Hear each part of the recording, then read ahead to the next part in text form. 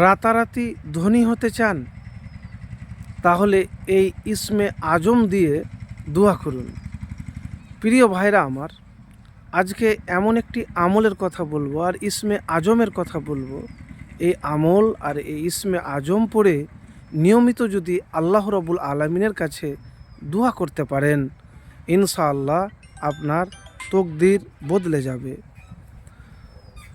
প্রিয় ভাই আমার, ইসমে আজমের ফজিলত কিন্তু অনেক, কিন্তু বেশিরভাগ মানুষ কিন্তু জানি না। কেন? হাদিসে এসেছে, বুরাইদা রাজিয়াল্লাহু তাআলা বলেন, রাসূলুল্লাহ সাল্লাল্লাহু আলাইহি সাল্লাম দেখেন যে এক ব্যক্তি নামাজরত অবস্থায় দোয়ায় উপরের কথাগুলি বলছে।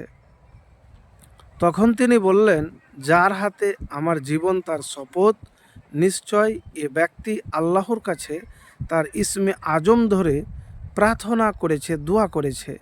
যে নাম ধরে ডাকলে তিনি সাড়া দেন, আর যে নাম ধরে চাইলে তিনি প্রদান করেন। তো সেই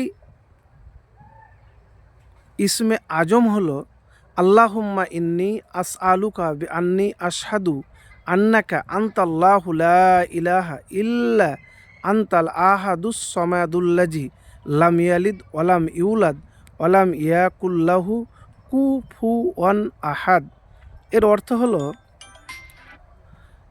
হে আল্লাহ, আমি আপনার নিকট এই বলে প্রার্থনা করছি, দোয়া করছি যে আমি সাক্ষ্য প্রদান করছি আপনি আল্লাহ, আপনি ছাড়া কোনো প্রকৃত মাবুদ নেই, আপনিই একক অমুখাপেক্ষী, যিনি জন্মদান করেননি ও জন্মগ্রহণ করেননি, তার সমতুল্য কেউ নাই।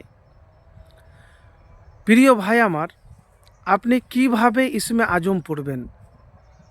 তো আপনাকে একটি যে আমলের কথা বলেছি, সেই আমল হলো, প্রথমে উজু করে নেবেন নামাজের মতন করে।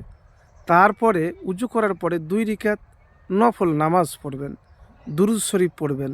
দুরুদ শরীফ পড়ার পরে যে দুরুদ নামাজের মধ্যে পড়েন, কেন দুরুদ পড়বেন? যে দুরুদ না পড়তে গেলে দোয়া কবুল হয় না, রাসূলুল্লাহ সাল্লাল্লাহু আলাইহি সাল্লাম বলেছেন। তো অবশ্যই একবার বা 7 বার বা যতবার আপনি আমল করতে পারবেন ততবারই কিন্তু পড়বেন। দিয়ে আপনি ইস্তেগফার করবেন।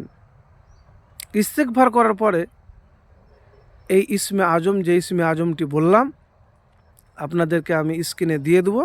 এই ইসমে আজম পড়ে আল্লাহর কাছে আপনি চাইবেন, আল্লাহর কাছে আপনি চাইবেন। তো এই সহজ ছোট্ট আমল যদি নিয়মিত করতে পারেন প্রতিদিন, তাহলে ইনশাআল্লাহ আপনার তকদির রাতারাতি বদলে যাবে। আর একটি কথা আপনাকে বলি,